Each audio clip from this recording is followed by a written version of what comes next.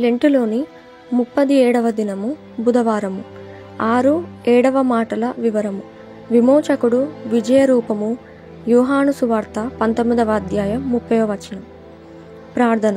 తండ్రి, మా నిమిత్తమై నీవు చేయవలసిన పనులన్నీ చేసి ముగించినావు. నీ జన్మము, నీ జీవితము, నీ చివరి ప్రయాస అన్నీ మా కొరకే.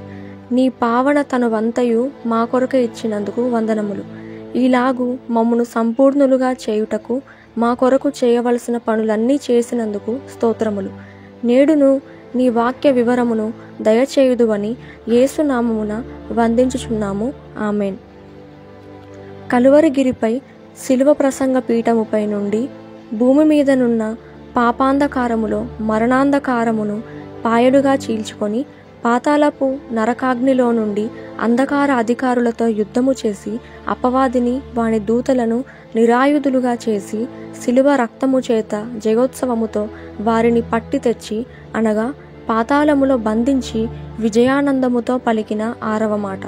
మరియు ప్రభువు తన శిరస్సును ఏటవాలుగా పెట్టి ఒక నేత్రములో పరలోకపు తండ్రిని చూచుచు, పరలోకపు తండ్రి, చేయుటకు నీవు నాకిచ్చిన పని నేను సంపూర్ణముగా నెరవేర్చి భూమి మీద నిన్ను మహిమపరచితిని. మరియు నరుల రక్షణ కొరకు చేయవలసిన పనులన్నీ సంపూర్ణముగా చేసి ఉన్నానని సంతోషముతో పలికిన 6వ మాట. ప్రభువు మరి ఒక నేత్రముతో భూలోకమంతటినీ చూచుచు, సర్వలోకములోని సర్వజనాంగములారా, మీరు పొందవలసిన సమస్త బాధలు, వ్యాధులు, శాపములు, మరణము, నరకము నేను మీ పక్షముగా అనుభవించి ఉన్నాను. ఇక మీకు 2వ మరణమనే నరకము లేదు. మీ పక్షముగా చేయవలసిన రక్షణ కార్యక్రమములన్నీ చేసి ముగించి ఉన్నాను. కాబట్టి మీ కొరకు సిద్ధపరిచిన రక్షణ మోక్ష భాగ్యములను అందుకొని అనుభవించండని వధువు సంగమును చూచుచు వరుడు పలికిన 6వ మాట. విమోచింపబడిన వారలారా, విమోచకుని విజయ రూపమును ధరించుకొందురుగాక. సమాప్తము అను ఈ మాట చిన్న మాటగా కనబడినను విలువైనది. ఏది సమాప్తమైనది, ఏది ముగిసినది, ఏది నెరవేరినది అను ఈ మాటలోని విషయములను పరిశీలన చేసుకొందాము. 1. దేవుడు అనాది కాలములో ఆయన సంకల్పించిన రక్షణ కార్యక్రమము సమాప్తమైనది. యేసు ప్రభువు జగత్తు పునాది వేయబడక మునుపే ఇహలోకములో మానవ జీవితమును జీవించవలెననడి రక్షణ కార్యక్రమము ముగిసినది. ప్రభువు తన ప్రజలను వారి పాపముల నుండి రక్షించుననడి రక్షణ కార్యక్రమము సమాప్తమైనది. ప్రభువు 30 సంవత్సరాలు సిద్ధపడి ఉన్నారు. 3.5 సంవత్సరాలు బాహాటముగా బోధించినారు. 3వ దినమున మృత్యుంజయుడై లేచి దైవ సంకల్పమును సమాప్తి చేసెను. 2. పరలోకపు తండ్రికి తనయుడుగా ప్రభువు బయల్పరచుకొని ఉన్నాడు. అనగా నన్ను పంపిన వాని చిత్తమును నెరవేర్చుటకే పరలోకము నుండి దిగివచ్చి ఉన్నానని చెప్పి ఉన్నాడు. అందువలన తండ్రి తనకు అప్పగించిన పనులు ఈ లోకములో నెరవేర్చుటకే వచ్చి ఉన్నాడు. అనగా నన్ను పంపిన వాని చిత్తమును నెరవేర్చుటకే పరలోకము నుండి దిగివచ్చి ఉన్నానని చెప్పి ఉన్నాడు. అందువలన తండ్రి తనకు అప్పగించిన పనులు ఈ లోకములో నెరవేర్చుటకే వచ్చి ఉన్నాడు. తండ్రి యందు నేను, నా యందు తండ్రి ఏకమై ఉన్నామని చెప్పినాడు. తండ్రి, నీవు నా చేతికి అప్పగించిన పని పూర్తిగా నెరవేర్చి ఉన్నానని చెప్పినాడు. ఈ పని ముగిసినది. ఈ కార్యక్రమములు ఆయన మరణించుట ద్వారా ముగిసినవి. 3. పాత నిబంధన గ్రంథములో తనను గూర్చి వ్రాయబడిన లేఖనములన్నీ నెరవేర్చబడినవి. ప్రవచనములను అనగా ధర్మశాస్త్రమును కొట్టువేయుటకు కాదు గాని నెరవేర్చుటకే వచ్చి ఉన్నాను అనే మాట నెరవేర్చి ఉన్నాడు. సుమారు పాత నిబంధనలోని 200 ప్రవచనములు నెరవేరినవి. 4. సైతాను ఓడించబడుట. సాతాను ప్రభువు మడిమను కరచుట సమాప్తమైనది. ఈ హింసాకాండ చివరి దశ దాహమునకు చిరకనిచుట ఇది కూడా ముగిసినది. పాపపు ముళ్ళు విరగొట్టబడెను. ఇది కూడా నెరవేర్చబడినది. అనగా రక్షణ సంకల్పనము, సాతాను సంహారము, ధర్మశాస్త్రము సమాప్తమాయెను.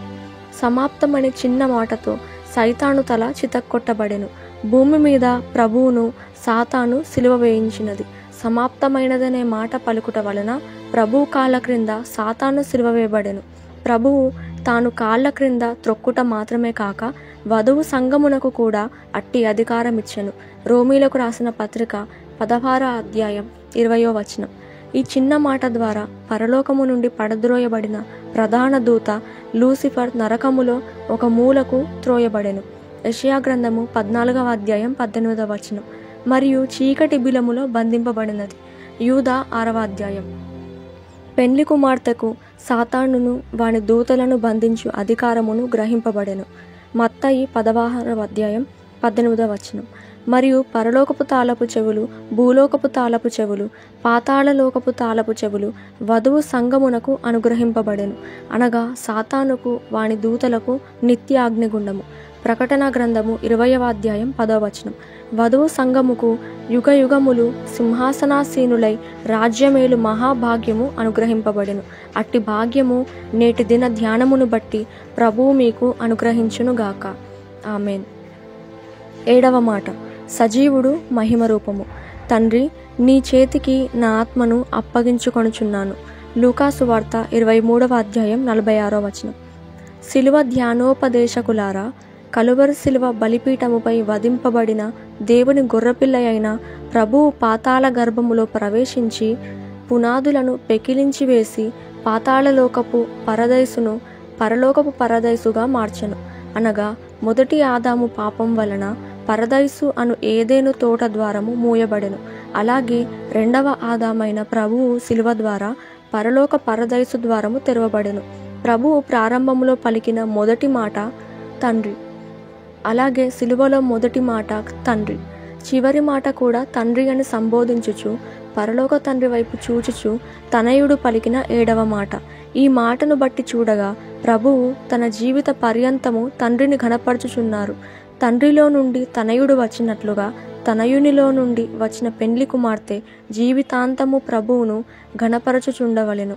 తండ్రి తన కుమారుని తాత్కాలికముగా 4వ మాటలో విడిచిపెట్టినట్లు కనబడుచున్నది.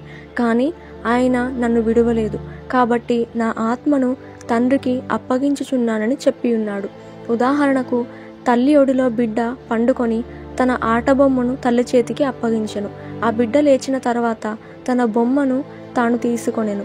ఆ విధముగానే ప్రభువు శుక్రవారము తన తండ్రికి ఆత్మను అప్పగించి ఆదివారము తన ఆత్మను తాను తీసుకొనెను. ఆయనకు మరణముపై అధికారము కలదు. యోహాను సువార్త 10వ అధ్యాయం 18వ వచనం. మరణమనగా తండ్రి చేతికి తన ఆత్మను అప్పగించుటయే. చావు అనునది మనకు గొప్ప మర్మముగా నున్నందున చావంటే సహజముగా భయము తోచును. ప్రభువు పలికిన ఈ మాట చూడగా భక్తుని ఆత్మ శరీరమును విడువగానే తండ్రి చేతిలోకి పోవునని స్పష్టము. ఇదే మనకు చాలును. ప్రసంగి 12వ అధ్యాయం 7వ వచనం.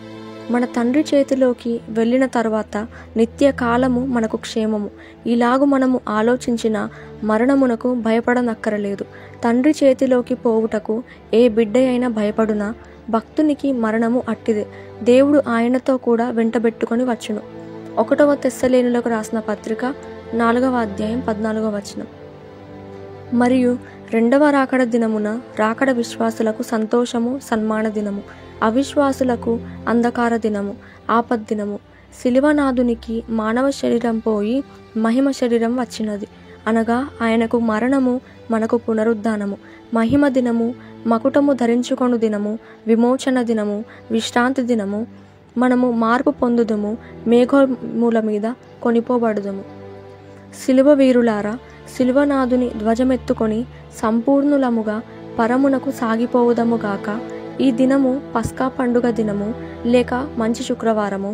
పాత నిబంధనలో ఫరో దాస్యపు విమోచన కొరకు గొర్రెపిల్ల వధించబడిన దినము పస్కా. అలాగే క్రొత్త నిబంధనలో పాపమనే ఈ లోక దాస్యము నుండి విమోచించుటకు దేవుని గొర్రెపిల్ల అయిన ప్రభువు వధింపబడిన దినమే మంచి శుక్రవారము. ఈ పండుగ దినమున సాయంకాలం 3 గంటలకు బలి పశువులను వధించెదరు. మన పస్కా గొర్రెపిల్లయగు ప్రభువు సాయంకాలము 3 గంటలప్పుడు పాప ప్రాయశ్చిత్తార్థ బలి పశువుగా వధింపబడి తన ఆత్మను దేవునికి అప్పగించుకొనెను. ఈ దినమున ప్రపంచములో చెదరి ఉన్న ఇశ్రాయేలీయులందరూ యెరూషలేము పట్టణము దేవాలయమునకు వచ్చి ఒక్కొక్క కుటుంబమునకు ఒక్కొక్క గొర్రెపిల్ల చొప్పున పాప పరిహారార్థము బలిగా అర్పింతురు. లక్షలాది గొర్రెపిల్లలను వధించగా ఆ రక్త ప్రవాహము కెద్రోను వాగు ద్వారా పట్టణం వెలుపల నుండి ప్రవహించును. అలాగే ప్రభు యొక్క రక్తధారలు యెరూషలేం పట్టణ వీధులు మాత్రమే గాక ప్రపంచమందలి ప్రతి వీధిలో 2000 సంవత్సరాల నుండి ప్రవహించుచున్నది.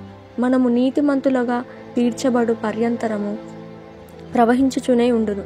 రోమీలకు రాసిన పత్రిక 5వ అధ్యాయం 9వ వచనం.